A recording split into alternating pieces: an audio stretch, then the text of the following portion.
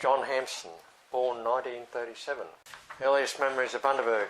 Well, growing up in Bus Street in South Bundaberg, about a kilometre from the centre of town. The town extended out probably into, didn't go out much further than, not Sims Road, Hurst Street was probably about the furthest it went out then.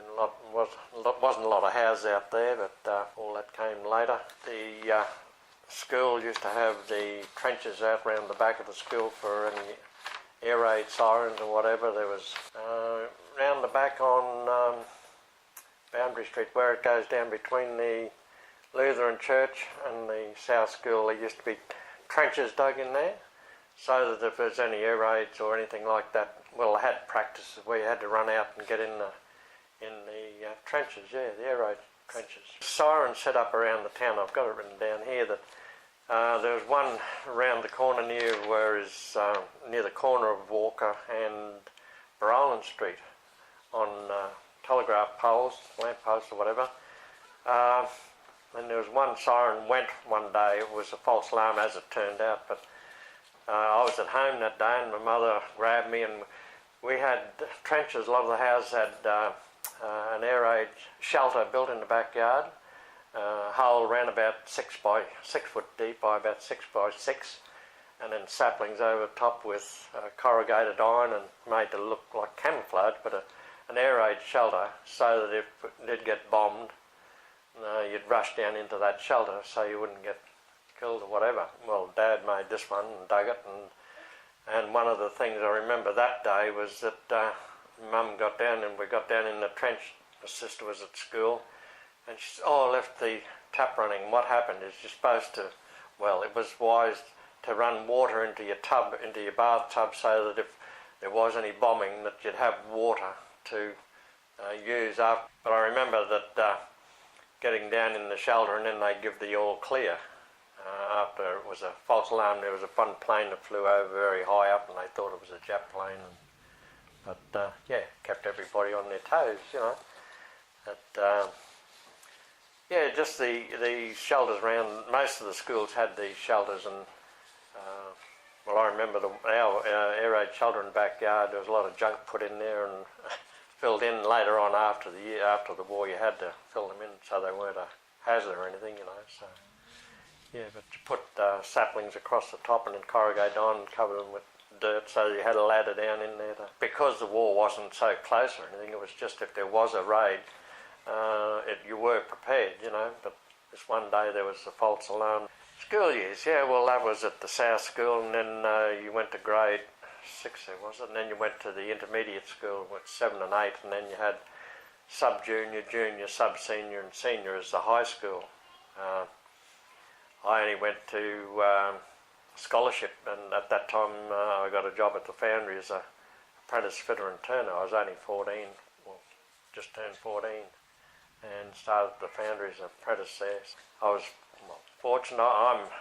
My schooling, I think the requirements were later on to have a junior certificate, and but a lot of these guys, 2 years I was earning money when I was still going to school, you know. But I don't think there's any deterrent or anything from me not going to junior. But well, I didn't like working with timber, with splinters and things like that. So the metal trade appealed to me more, and I never regretted that. And it's been good from that point of view, and from progressing from the foundry, the Bundaberg foundry, to Ferrymead Mill, and then Milliquin from there. One thing that come to mind was with the town, in those early days, was everybody had push bikes, school kids, and if you went up the main street, you'd park your bike in front of the shop wherever you want to go to, shopping or anything, you know.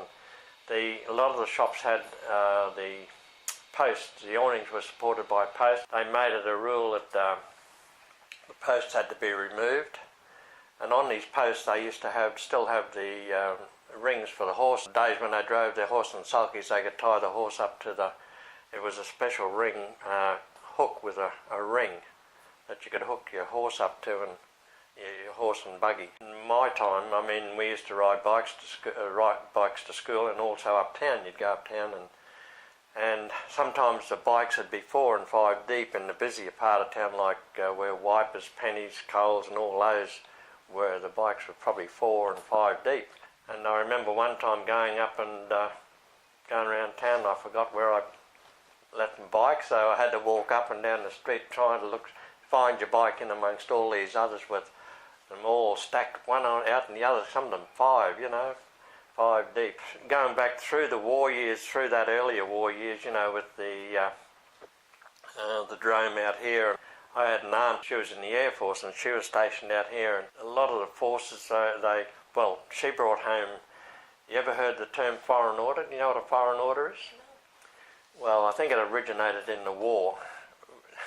A lot of these service guys wouldn't have much to do out there, so they'd have scrap materials, and my aunt, she brought me home, I remember as a kid, a sailing boat about that long with big sails, where it was made out of plywood and material like they had for some of these aircraft. Some of them were, covered, fabric covered, and they made me this boat, and she brought it home.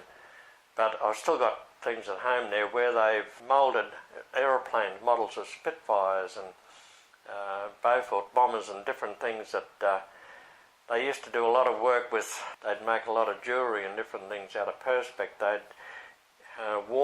heat the perspex up in the ovens, and they'd press it into different, with shapes of the Air Force wings and the RAAF and everything like that. I termed these foreign orders because they weren't supposed to be made.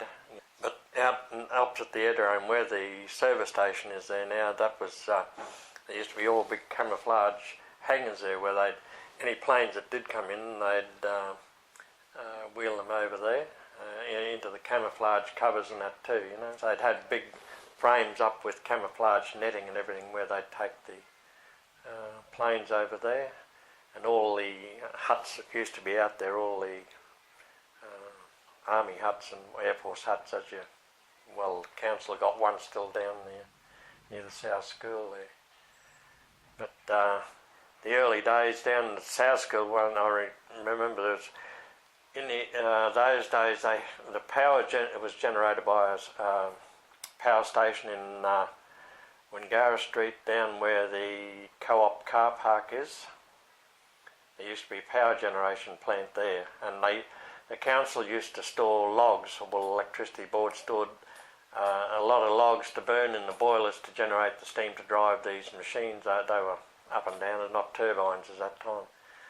And I remember at school one day, this logs, they caught fire, and it was a big to-do. All the kids in the classes were taken outside to see the fire, and the fire engine come down and to put out the log fire that was for the generating of the power for town. It was, where the car park is for the Co-op along there it was. Well, on the corner where Target is, that used to be Pewey's scrapyard. There used to be a scrapyard, and then next to there used to be John Henry Byers' baker. He used to be somewhere where the end of Target is, somewhere in there. He was one of the main bakers in town. He was renowned for his Chev 4 car. It was one of the best Chev 4 cars in town.